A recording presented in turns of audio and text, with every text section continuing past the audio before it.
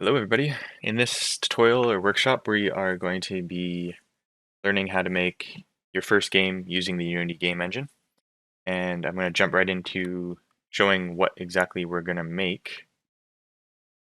So this is the game that we're going to make. Hopefully by the end of the workshop everybody will be able to have made this game. So you can see it's a pretty simple game. I call it the simple cube game, and it's got the main objective is to get to the green goal cube without getting hit by these red enemy cubes. And you see when I get hit by it, then I explode.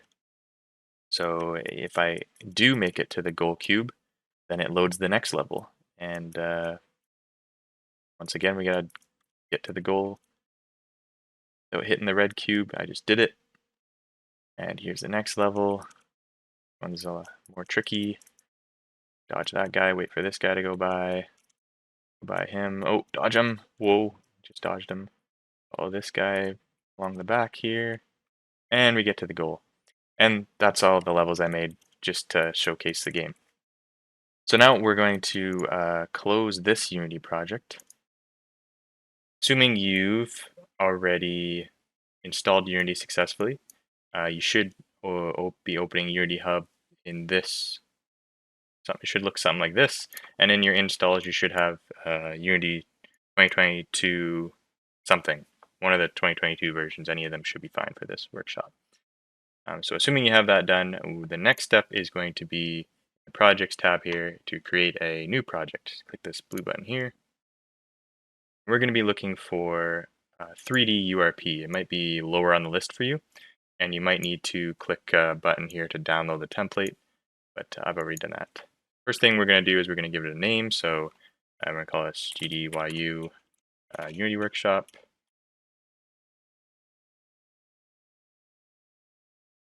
Okay. And then a location, you're just going to pick a location on your computer where you want it to be. So for me, it's this Unity Projects folder. And for your organization, it'll probably be your username as publisher. Just pick that, doesn't really matter. Uncheck both these boxes, don't need them. So uncheck both of them. Then click Create Project. And then it's going to start making the project, and this is going to take a few minutes. So I'll jump back when this is done loading. Alright, so now that the project is finished loading, it should open and look something like this. And the first thing that we're going to do is we're just going to click this Remove README Assets button, which if you somehow got out of this view, you click on this README file here and then click Remove README Assets and proceed. And this is just going to remove some bloat from the project that we don't need. And now we have a nice clean project. So the first thing I'm going to do here is I'm just going to talk a bit about the Unity editor here and some of the windows and layout, so that you kind of at least have an idea of what everything does that we see on our screen, at least right now. So the first thing I'm going to do is I'm just going to point out that there's a layout button in the top right, and this button you can actually change how all the windows are laid out. So for example, this main one here this is actually how I use Unity normally, and there's some other layouts as well, some weird ones. This is a pretty good one, this one. But for now, I'm going to stick to the default one because that's what everybody should be mostly familiar with. But yeah. The next window I want to highlight is the project window, and that's this one that's along the bottom here. And this project window is basically like the file system for your Unity project. So you see down here, there's the assets folder. This is the main folder that everything pretty much goes in, and there's this package folder. We won't get into what that does, but and you can see right now there's two folders in it, scenes and settings. Don't worry about all this stuff for now. The scenes we're going to get to later in the workshop, but for now there's a scenes folder. And then there's this asset folder, which is like the root. So what we're going to do here while we're here is we're actually going to create some other folders. So to do that, you can right click on the assets folder, go to the create and folder right at the top here. And we're going to make 3 folders. First one is called scripts. So that's the first folder we make. You can also right click in here and click create folder. The next one is materials, and we're going to make one more called prefabs. There we go. We're all set up for folders we're going to need for this project. The next window I'm going to talk about here is the hierarchy window. So this window here is where all the game objects that are in a scene are held. So you can see here underneath the sample scene, which is the first scene that we load here, there's 3 game objects: main camera, directional light, and global volume.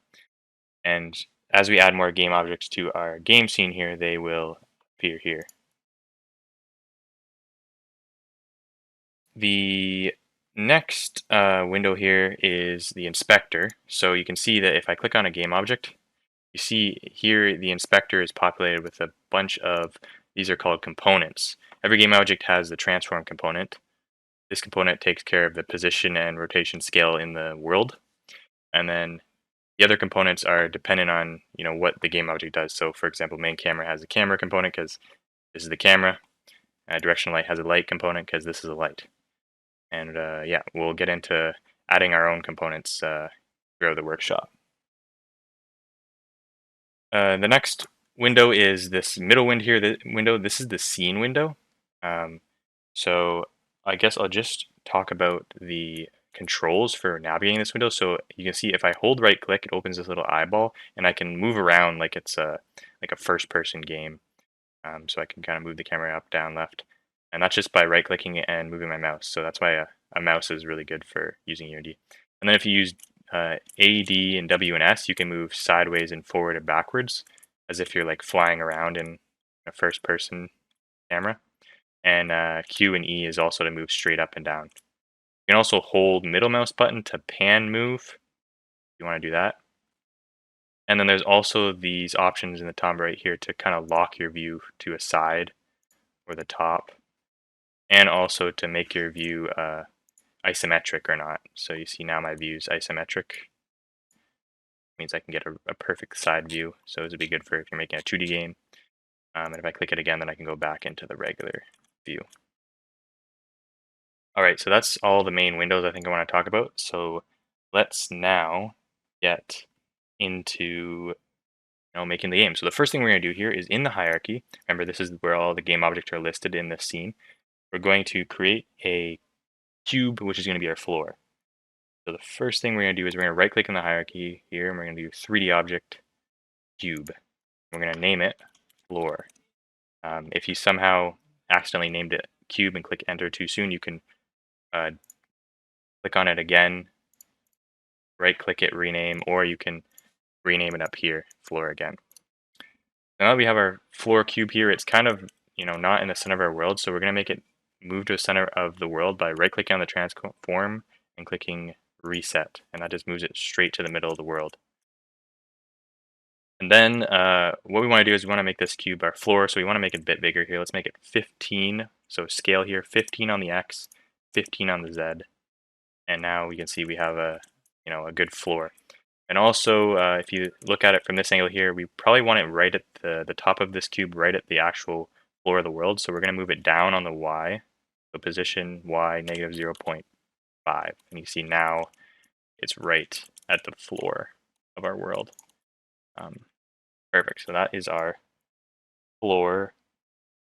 And yeah, the next thing we want to do is we just want to make sure that you can see if there's a star beside the scene name here, that means that the scene isn't saved. So what you want to do is, throughout when you're working in here, you want to constantly click Control S to save the project, or do File, Save Project, just so that if Unity does crash, you don't lose any of your progress. I'm going to constantly be saying that throughout the workshop. Make sure to save. Okay, the next thing we want to do now that we have our floor is we want to make our player. So again, in the hierarchy here, we're going to right click in this empty space, 3D object cube, name this player. And we see our cubes underneath the floor right now, so we're going to once again on the transform right click, reset, and then you see the player's like in the ground, so we want to actually move it up. So this is going to be the other way you can move stuff around in the world, is you can actually use these gizmos. You can see this is the move gizmo. There's also the rotation gizmo, scale gizmo. There's some other gizmos we won't get into, but we're going to use the move one right now, and you can actually click on this gizmo and drag it around. Control Z to undo the movements. But what we want to do is we want to bring it exactly up 0.5. So to do that, while moving, you can hold Control, and then it actually snaps by, you can see 2.5 increments. So I'm going to hold Control and snap it twice up so that it's flush with the surface. Yep. And if you can't figure that out, you can always just write 0.5 right here in the y. Right off the bat here, I'm just noticing this gizmo here is really big. So what we're going to do is we're actually just going to turn the scale down on these. So for that, you can click on this button here and just turn down the scale for the 3D icons so they're not right in our face. There we go.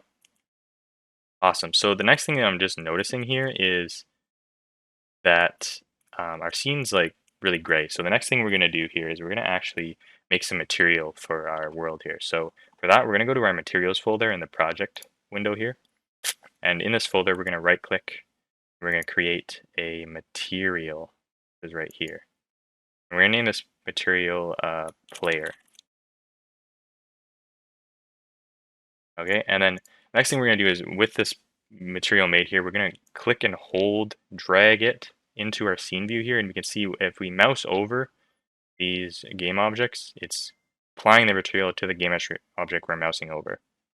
So we're going to mouse over our player cube here and let go of that drag, and now we see this cube actually has our player material. Next thing we're going to do here is over in the actual inspector for the player material, with our player material selected, the main thing we want to change is this base map here, which is the color of it. So we're just going to use this color wheel here to pick a good blue color for our player. There we go, that's a good blue. And there we go, now we have our player cube as a blue. Now let's right click in the materials folder again and create a material for our floor. So create material floor. Okay, and we're going to put it on the floor, but this time we're going to do it a bit different. There's other ways you can apply materials. For example, you can just drag and drop it right on the floor in the hierarchy, like this. Or with the floor open in the inspector, you can drag and drop the material in the inspector, just like that. Sometimes that's easier because if you have a lot of game objects in your scene, you might not be able to actually drop it on the game object. But you will always be able to find it in the hierarchy. So now our floor material is on there. Let's click on our floor material and actually make it a nice green grass. Happy green grass. There we go. There is our grass floor. So that's materials. The next thing we're going to do is we're going to actually make our player move, because right now our player is not going to be able to do anything. It's just going to sit here in the scene. So we want to actually be able to make it move around the scene. So to do that, let's click on our player game object in the hierarchy. In the inspector here, what we're going to do is we're going to add our first component. So to do that, you can do add component here, this button at the bottom, add component, and you can see actually it's pre-typed it for me. The first component we want to do is we want to add a rigid body to this player, because this rigid body component basically makes this player adapt and follow the rules of physics. So if we actually pull him up in the air like this, and then click play to play the game, you'll see that this cube is going to fall to the ground. Oop. Yep, it fell to the ground. Cool, I'm just going to use control to bring it back down, so it's flush with the surface. And I guess I should just mention the other components that are on this cube is it came with a box collider by default. This makes it obviously collide with other things. Came with a mesh renderer and a cube mesh filter by default. That's just because we created a 3D cube. It comes with these components by default. Okay, so the next thing we're going to need to do is just on this rigid body component, we're going to just in the constraints here, we're going to freeze the rotation. So just make sure all three of these checkboxes are checked. This is just going to make it so that our cube doesn't rotate, because for this game we only want our cube to move. Yeah. Cool. All right, so now that we have our cube here with the rigid body component, before we can start scripting, we need to set up our input actions or keys. And to do that, we actually first need to install a package to Unity. What we can do here is we go to a window at the top here, Package Manager. That opens this window. And then at the top here where it says Packages in Project, you need to change that to Unity Registry. And then in the search bar on the top right here, we need to search for Input. Because the new input system, for some reason, still does not come with Unity by default. So you can see here, Input System Package, make sure that's selected and click Install. We'll let that install. All right, and it's going to come up with this pop-up saying it's going to do a restart. So just click yes, and Unity should restart.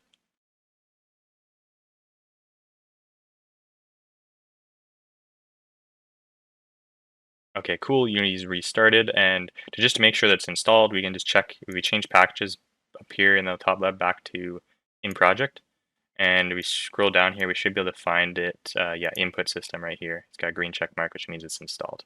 All right, we can close this window. And now what we're going to do is in our scripts folder here, if we go to our scripts folder, the project, what we're going to do is we're going to right click and we're going to create a, we have to click the arrow so we go all the way to the bottom here. We have to create an input actions. It's right at the bottom here. Input actions. And we're going to name that inputs. All right, so this is the input action asset. Now what we got to do is we got to edit this, edit asset, and it's going to open this window.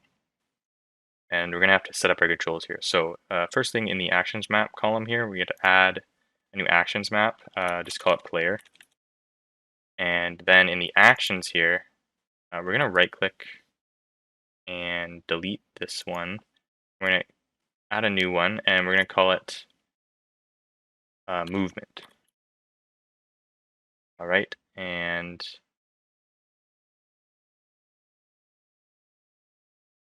yeah, okay, so under the action type for this, with movement selected, we want to change it to value. And the control type, we want to change to vector2. Yes. And then we want to, right, okay, we want to click on this plus here, and we want to do add up, down, left, right composite. This is what we want to do. We want to delete this no binding, don't need that. And then this vector 2D vector 2, we're going to double click and rename to WASD. We're going to use WASD on the keyboard for the movement. Up is going to be W, so to set the actual movement, you click on it. Right now it says no binding. Click on the path here, and then you should be able to just type on your keyboard, like W, and it should pop up here. Down would be S, S keyboard. Left would be A keyboard. Right would be a D keyboard. There we go. So now we have WSAD as our movement. And that's all the controls we need. So we just need to click Save Asset. And then we should be able to close this window. And just the next thing we need to do is now with the input selected here, we need to check the checkbox, Generate C# class. And then click Apply.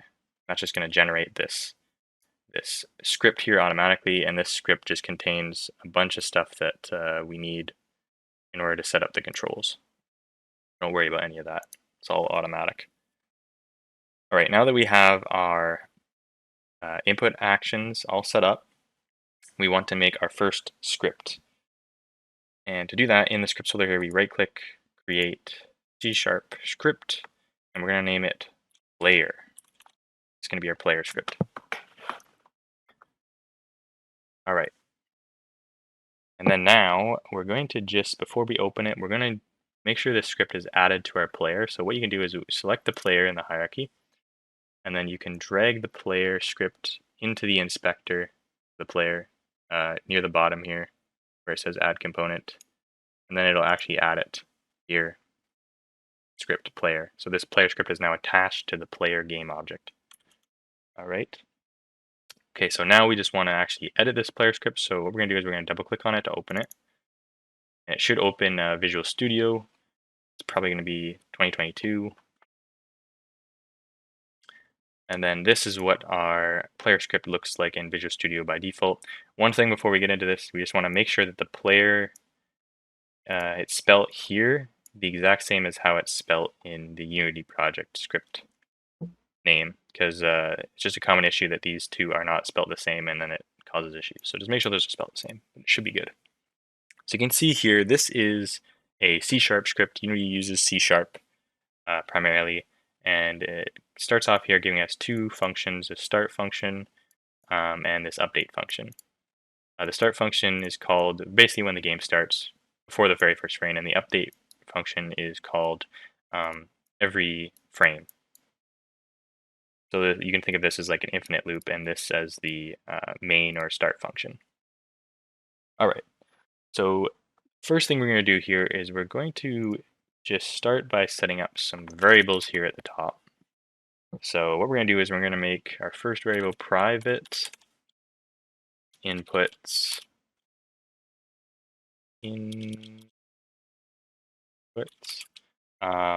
player inputs. All right, so this variable, first off, it's private. Don't have to worry too much about the difference between private and, you'll see in a minute, public. But private basically means it won't show up. The simple explanation of it is it won't show up in the inspector, and I'll show that in a bit. But yeah, don't worry too much about what private and public means for now. Inputs, remember that's the class that was auto-generated by our input actions, and we're just giving it the name player inputs. Okay, our next variable is a rigid body, private rigid body, I'm going to call it RB. And this is a rigid body component, RB. Remember, we added the rigid body component to the player, so that's going to be what this is. And then we need two other variables. Now, see, these ones are public. Float max velocity and public float move force. And so I think these are self-explanatory by the name, but they're two float values that we're going to use for the max velocity and move force, and they're public because we want them to show up in the inspector so we can edit them and give them a value. Now, since these two variables are private, we need to actually set them here in the start function what they are. So the first one here, the player inputs, we want to set it equal to a new inputs class. So this is just calling the constructor for the inputs and setting it equal to it. And we also just need to do player inputs dot enable. This just enables the inputs. And for the rigid body, we need to set it equal to RB equals get component and rigid body. And what this is going to do is it's just going to get component gets a component that's on the same game object that this script is on. So this is going to get that rigid body component that we put on the player and set it equal to RB equal to it. Okay, so that is the start function. So now what we want to do next is we want to actually program the logic that's going to make our player cube move depending on the WASD keys. So what we're going to do is we're actually going to change this update function to a fixed update function. And the reason why is because we want this update to run fixed update is called called 50 times per second, I think by default. So this function is always called 50 times per second, no matter what the computer is. As long as its CPU can do it 50 times per second, it's going to always run at that rate, which is important to make sure that the movement is the same no matter what the device is this game's running on, right? All right, so in this function, this is where we're going to program the logic for the movement. So first thing we're going to do is we make a vector2 move input, which is going to be equal to our player inputs dot player, remember, was the action map name, dot movement was the action map, and then dot read value, and it was a vector2. And it's a vector2, which is a x and y, right? So x would be forward backwards and y would be left right, or it might be the opposite, I'm not sure, but that's basically what move input is going to be. Then we're going to transform this move input to a vector3 because this is a 3D game, so it needs to be in 3D space. So move vect equals new vector3 move input dot x. So our move input dot x is going to map to the x movement in 3D space. We don't want to move on the y, so 0 for the y in 3D space, and then for the z we're going to do move input dot y. Right. So that's going to make our cube move forward and backwards and left and right. So now that we have this move vec, we want to actually apply it to our cube and make it move in the world. So to do that, we're going to do rb dot add force. And this is going to add a physics force, adds force to the rigid body. And the amount of force we want to make it move is the move vect, so that's the direction we want it to move in, times the move force, which is the variable we are going to set for our move force. All right, so that's going to make our cube move. But the one thing we want to do is we just want to wrap this in an if check. Make sure that we're not going too fast already. So for that, we're going to do if rigidbody dot velocity dot magnitude is less than max velocity, and we're just going to wrap that in our if there. So now, only if our velocity magnitude is not greater than our max velocity, then we will add the force. All right, so that's it for the script that we need for the player movement. So we're just going to Control S to make sure we save this, or you can do File, Save. I just click Control S, and then we can just minimize this. And we're back in the Unity editor here, and we're going to click on the player. And you'll see here now, if we look in the inspector down at our player script component, you'll see max velocity and move force are showing up here in the inspector. Again, this is because they are public in our script. We're just going to set these values to 10 for the max velocity and 25 for the move force. I know these two values are good values. And then we're just going to do Control S to save the Unity project. And then we are going to play the game and make sure it works. See here, our cube is moving left and right when I click AD and forward and backwards when I click WS. That's good.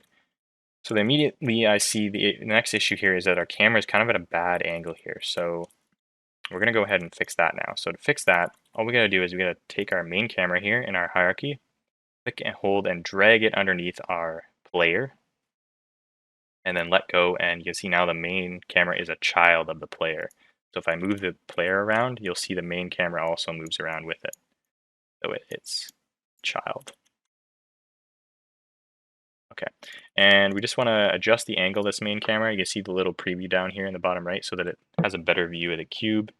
So for that, a rotation, let's set our Y to, I have known values here that are good, Y 5, Z negative 2, X 60 on the X rotation, and FOV, field of view here in the camera component underneath projection, we're going to set it to 80.